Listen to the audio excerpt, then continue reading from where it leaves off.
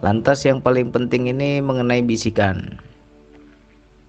Dalam berzikir nafas, kalau muncul bisikan, muncul pikiran, muncul gambaran-gambaran dan segala macamnya, ya, jangan kita terganggu. Jangan kita merasa, bang, ini gangguan menghalangi saya dalam menuju Allah. Sebenarnya bukan gangguan, tapi itu suatu anugerah yang Allah berikan kepada kita. Selama ini kita nggak pernah mendengar bisikan itu. Ketika mengamalkan zikir nafas, kita mulai peka dan bisa mendengar bisikan-bisikan hati. Apa saja bisikan hati itu? Ya banyak macam. Ya, bisikan nurani, bisikan ilham, bisikan nafsu, bisikan setan, bisikan ego, segala macam bisikan kita harus bisa memilah-milah. Jadi kalau muncul bisikan, bang, dalam DN ini bang banyak kali bisikan bang, saya terganggu bang dalam menuju Allah. Kita nggak boleh merasa terganggu, seharusnya bersyukur. Bersyukur bagaimana bang, orang saya buyar semua pikiran saya, konsentrasi saya ke Allahnya jadi terputus gara-gara bisikan terlalu banyak. Seharusnya kita bersyukur, nikmati saja, ya. Tetapi nggak boleh terlena. Misalnya muncul nih bisikan, disuruh ini, disuruh itu, ya kita saksikan saja. Nah, bisa nggak bisikan itu kita bawa dalam kehidupan?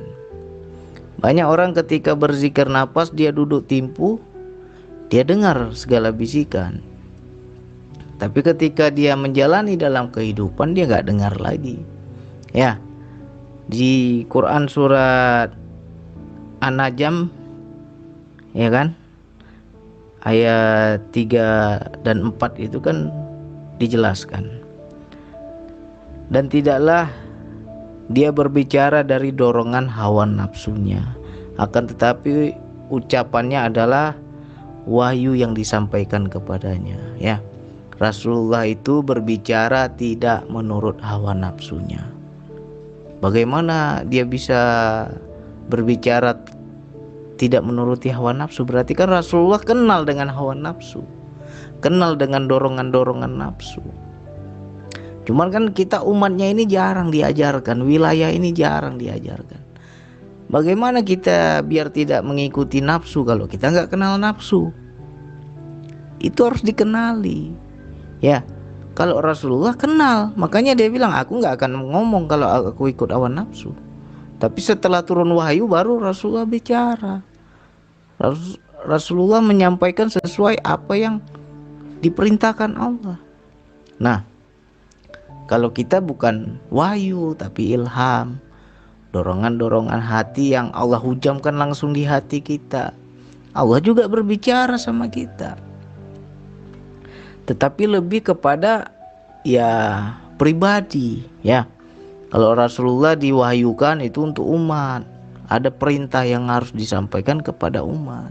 Tapi kalau kita yang dalam bentuk ilham ini ya biasanya ya untuk pribadi kita, disuruh apa oleh Allah. Ya. Seperti kisahnya ibu Nabi Musa. Itu diilhamkan, ya. Kau susuilah Musa sampai dia kenyang. Setelah kenyang, hanyutkan Musa ke sungai. Ya kan? Itu kan perintah tuh. Diturunkan ilham untuk dirinya. Jadi berbeda ilham sama wahyu. Jangan kita bilang kita dapat wahyu. Wah, kalau kita bilang kita dapat wahyu, nanti derajatnya sama dengan Rasul, dengan Nabi. Ya. Jadi kita kalau manusia biasa ilham bentuknya. Bagaimana bang biar saya bisa kenal bang, biar saya bisa hafal bang, biar saya bisa tahu bang bahwa ini benar-benar ilham Allah. Dan bagaimana saya bisa kenal bahwa ini nafsu yang bicara? Ya makanya belajar DN, nanti itu akan dapat. Ya, akan kenal kalau kita melatih kesadaran jiwa kita. Sama halnya seperti Pak Ahmad Yunus, berzikir nafas nih, arah kesadaran kita kepada Allah, tapi yang muncul macam-macam. gambaran kehidupan, keinginan, ya, apalagi ambisi-ambisi kehidupan kita muncul di situ. Dorongan-dorongan nafsu, perintah-perintah di dalam diri, isi hati, kata hati, segala macam itu macam-macam. Ya. Makanya kita latih saja dari duduk timpu itu, banyak yang bicara itu kalau kita bisa mendengar. Ya. Contohnya saja, kita baru duduk 10 menit sudah gelisah. Sudah, kakimu sudah sakit. Gak usah kau lanjutkan lagi. Itu kan ada dorongan itu, ada perintah itu, ada bisikan itu. Cuman kita bisa dengar nggak itu bisikan? Udah, stop aja DN-mu, kakimu sudah sakit, gak usah dilanjutkan, besok lagi, katanya gitu. Padahal hati kita, ke jiwa kita aku ingin terus, aku ingin lanjut, tapi nggak mampu. Timbul rasa sakit. Nah, lihat tuh, udah sakit kan, udah nggak kuat kan, itu ngomong terus tuh. Masa kamu mau paksakan, sudah sakit. Nah, kalau kita terikut ajakannya, di situ kita semakin lemah, semakin sakit, makin nggak mampu. Tapi kalau kita abaikan, udah dengar nih bisikannya kan, udah, kakimu udah sakit, nggak usah kau lanjutkan, nggak usah kau paksa, katanya kan. Tapi hati kita, jiwa kita ingin, ya Allah, aku ingin menujumu ya Allah, aku ingin mendekat padamu ya Allah. Fokus kita kepada Allah. Akhirnya apa? Rasa sakit itu bisa hilang. Makanya banyak teman-teman ketika zikir nafas merasakan, bang, kakiku sudah hilang bang. Ya kan? Kalau kaki sudah hilang ya berarti sudah nggak ada lagi rasa sakit. Ya kan? Karena dia sudah masuk kepada jiwa. Di situ juga jadi parameter. Kalau masih sakit ya masih di jasad kita, belum masuk ke jiwa. Ya kan? Nah, banyak tuh bisikan, nyuruh ini, nyuruh itu, bicara ini, bicara itu. Awal-awalnya kita terganggu, ini kok banyak kali nih yang ngomong di dalam diri. Ya kan? Nah, itu dibawa dalam kehidupan. Bisa nggak kita seperti Rasulullah? Aku nggak akan bicara kalau melainkan kebenaran. Aku nggak akan bicara kalau yang ngajak itu nafsu. Bisa nggak kita seperti Rasulullah? Kalau kita udah kenal, insya Allah bisa. Ya kan? Rasulullah kenal. Cuman kenapa kita ini jarang diajarkan wilayah ini? Sangat jarang orang yang mengupas wilayah ini. Metode untuk mengenal nafsu diri, ada nggak metodenya? Jarang, sangat langka. Ya. Nah, kalau kita paham nih, mengamalkan zikir nafas. Dalam zikir nafas muncul segala bisikan. Tiap hari kita latih tuh, latih. Menjadi amalan harian. Selesai sholat kita duduk 30 menit, kita latih zikir nafas. Ya kan? Nah, ketika sudah sering terlatih, kesadaran jiwa itu aktif. Dalam kehidupan juga kita akan kenal. Ya. Mau begini, mau begitu. Di dalam berantem dulu tuh. Nego dulu dia. Ya. Ini aku lakukan memang karena kehendak Allah atau kehendak nafsu. Nanya dulu dia sama Allah, ya Allah, aku mau ke sana ya Allah. Apa tandanya nih ya Allah? Engkau kasih enggak ya Allah? Engkau ridhoi enggak ya Allah? Aku mau melakukan ini, mau melakukan itu. Apakah ini keinginanku, ini keinginan nafsu? Nanti di situ makin peka, makin kita bisa baca. Kalau kita udah kenal ini nafsu nih yang dorong, ini nafsu yang ngajak, gak berani kita, gak mau gitu. Ya seperti Rasulullah tadi. Ya, bukan hanya soal bicara saja, berbuat juga. Ayat ini sebenarnya lengkap, ya kan? Di situ kan dijelaskan, dan dia tidak berbicara dengan dorongan hawa nafsunya. Rasulullah itu tidak pernah berbicara dengan dorongan hawa nafsu. Bukan itu saja, perbuatan juga, pikiran juga, keinginan juga, segala macam. Nah, bagi kita yang sudah mengenal wilayah ini, kita juga akan sampai ke titik pengenalan tadi. Nggak berani lah aku, ini nafsu yang ngajak aku. Nggak mau lah aku, ini nafsu yang dorong aku. Kita bisa memilah mana yang dari Allah, mana yang dari nafsu. Ya. Jadi bagi orang yang sudah kenal wilayah nafsu tadi, tidak akan lagi menyalahkan setan. Makanya banyak orang buat dosa, buat salah, buat ini, buat itu. Aku digoda setan bang, dirimu setan kau nggak kenal. Iya kan? Asik setan aja yang disalah-salahin. Iya kan? Setan itu kan ada dua, ada bangsa jin, ada bangsa manusia. Ketika kita mengikuti nafsu, ya kita jadi setan juga. Ya. Jangan suka kita nyalain setan, digodain setan lah, inilah itu. Nafsu itu yang penting. Ya. Rata-rata orang yang mengikuti nafsu ya jadi setan. Jadi nggak usah lagi kita salah-salahin setan. Ya. Kenali wilayah ini. Nah, bagi pemula zikir nafas, di situ memang agak sedikit terganggu awal-awal. Banyak bisikan, bisikan ini muncul, bisikan itu muncul, berkelana kemana-mana pikirannya. Dan kita menganggap itu nggak kusuk. Padahal di situ ada pelajaran Allah. Allah sedang memperkenalkan nafsu. Allah sedang memperkenalkan bisikan-bisikan di dalam diri. Seharusnya kita bersyukur dong sudah bisa mendengar. Ya kan? Cuman banyak karena nggak paham, jadi merasa terganggu. Jadi untuk Pak Yunus dan sahabat-sahabat yang lain, kalau muncul ya dipelajari, jangan kita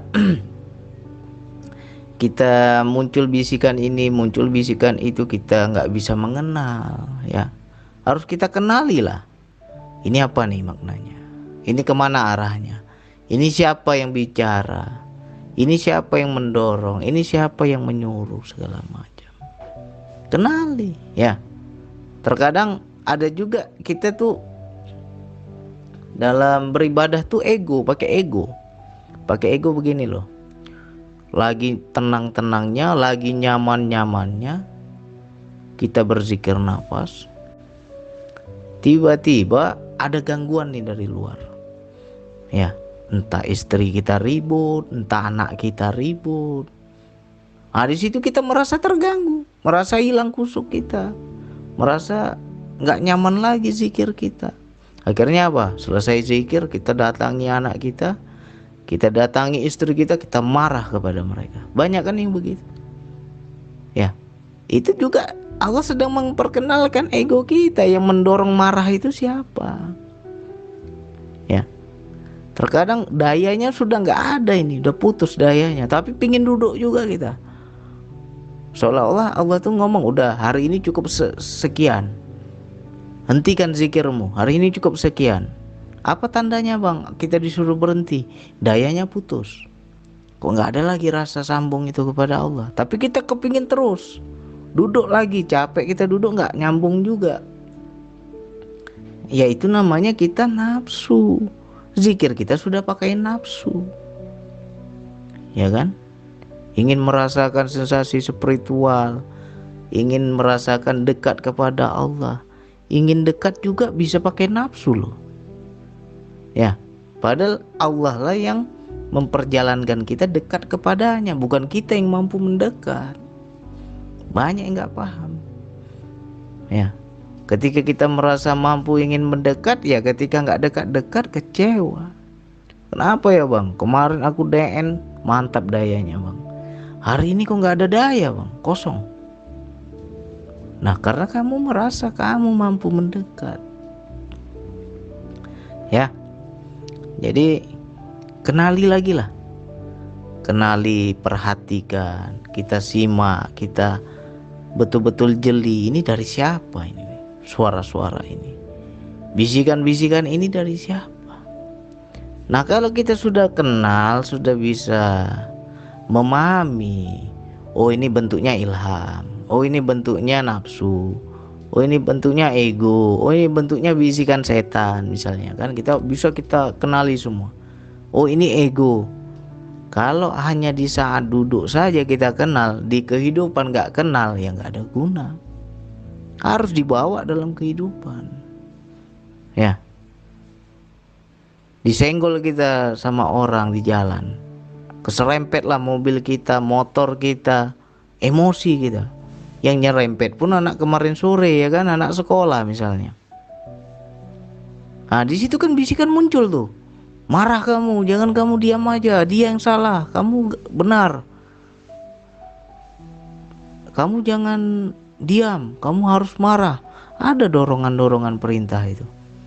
Nah, bisa nggak kita saksikan itu dalam kehidupan? Saya pernah itu lagi baru selesai DN itu, sholat zuhur saya DN, ya kan, sholat zuhur DN. Habis itu saya selesai sholat, buat kopi mau merokok, rupanya rokok saya habis. Pergilah saya ke kedai cari, rupanya nggak ada yang dekat rumah. Saya cari ke kedai yang jauh di jalan raya sana. Begitu saya keluar dari gang, ditabrak saya sama anak gadis, masih anak-anak lah. Ditabrak, terpusing saya itu, motor saya jatuh, saya terduduk di situ. Langsung bisikan macam-macam itu, bisikan marah, marah, marah. Jelas sekali bisikan itu. Kamu nggak salah, dia yang salah, dia yang bawa motor ugal-ugalan. Malah apa yang terjadi? Langsung bukan saya marah, saya nanya, adek nggak apa-apa dek? Saya nanya gitu, kamu nggak apa-apa? Saya nggak apa-apa, abang gimana katanya. Malah kita yang orang yang nabrak kita yang tanya, kamu nggak apa-apa? Kenapa? Saya takut anak gadis seorang celaka, ya kan? Rupanya dia nggak jatuh, saya aja yang jatuh. Tapi dan syukur alhamdulillah nggak ada luka, cuma terduduk aja saya situ. Nah di situ pelajaran Allah itu memang ekstrim. Mau kenal bisikan aja harus ditabrak dulu kita, ya kan? Nah di situ jelas tuh suara.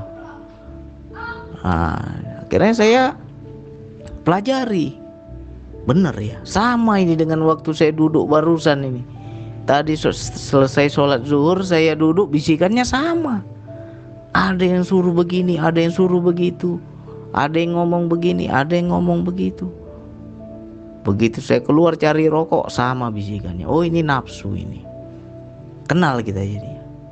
Harus bisa kita bawa dalam kehidupan. Jangan hanya kita, bang, di dalam diriku banyak suara, banyak bisikan. Kalau nggak bisa kita maknakan, nggak bisa kita kenali, yang nggak ada guna. Harus kita kenali. Di kehidupan itu banyak tuh. Biasanya kalau kita sudah wilayah ini akan Allah tes, akan Allah uji. Siap-siap aja dalam kehidupan. Terkadang gak ada angin, gak ada hujan, dibuat marah kita sama orang, ya kan? Ngomong tuh bisikan, marah kamu, marah, marah, melawan kamu, jangan kamu diam aja, lawan. Ya, bisa nggak kita kenali itu bisikan itu? Kalau bisa, ayat yang seperti Rasulullah itu dapat sama kita. Aku tidak akan bicara sesuai dengan hawa nafsu.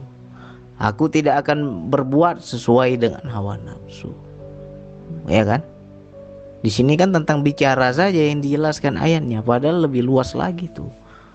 Berbuat, berprasangka, berpikiran, ya, berkata-kata. Nah, kita ngikut nafsu apa ngikutin Allah nih? Berantem itu dalam diri tuh. Suruh ini, suruh itu, suruh ini, suruh itu. Bisa nggak dikenali? Kebanyakan selama ini orang banyak berbuat dosa karena nggak kenal, karena nggak bisa mendengar bahwa dia dibisikin nafsu. Namanya manusia hidup itu selalu dibisikin. Ya, bangun tidur aja nafsu bekerja. Ketika tidurlah mati juga nafsunya. Ya. Ketika bangun dari tidur, nafsu sudah mulai bekerja. Nah itu yang harus kita kenali, kita pelajari. Nah, di zikir nafas ini kita akan ke situ arahnya. Kenali satu persatu, ini siapa yang ngomong, ini kemana arahnya, ya kan? Nah, baru kita nanti bisa membedakan. Oh, ini nafsu, oh ini ilham, oh ini apa, tipu daya setan, oh ini petunjuk Allah. Kita bisa kenali. Makanya kalau kita sudah bisa mendengar wilayah ini, awal-awal ya sedikit gila, jangan terlalu diikuti. Ya, tanya sendiri, jawab sendiri, sibuk berantem di dalam diri macam-macam. Akhirnya apa? Kita senang menyendiri. Nah, itu nggak bagus. Biasanya orang-orang yang sudah sering dengar bisikan-bisikan ini, dia suka menyendiri, nggak suka lagi keramaian, sibuk dengan dunianya sendiri. Ya, nah itu juga jangan sampai lepas kendali, jangan sampai nggak terkontrol, harus netral kita. Ya, jadi untuk Pak Ahmad Yunus dan saudaraku yang lain, coba dipelajari terus. Sejak kita duduk zikir nafas tuh bisikan ada. Ya, contoh kaki sakit, nah, apalagi digigit nyamuk, itu kan ada bisikan itu. Tepuk nyamuknya, udah gatal pipimu, garuk pipimu, macam-macam lah bisikan. Nah, kita ikut pula itu, padahal kita yang namanya mau masuk pada kesadaran jiwa, jasad ini harus diam seperti patung. Bergerak pula tangan kita garuk-garuk, kayak mana mau masuk ke jiwa? Itu kan juga cobaan, ujian. Nah, karena kita nggak kenal, ya nggak. Jadi dipelajari terus, disaksikan terus, jeli-jelilah membaca dari siapa nih bisikannya nih. Mudah-mudahan saudaraku, sahabatku semua bisa paham dan jangan lagi merasa terganggu. Ya, nggak boleh terganggu, harus kita terima, harus kita syukuri. Hanya itu yang bisa saya sampaikan. Wassalamualaikum warahmatullahi wabarakatuh.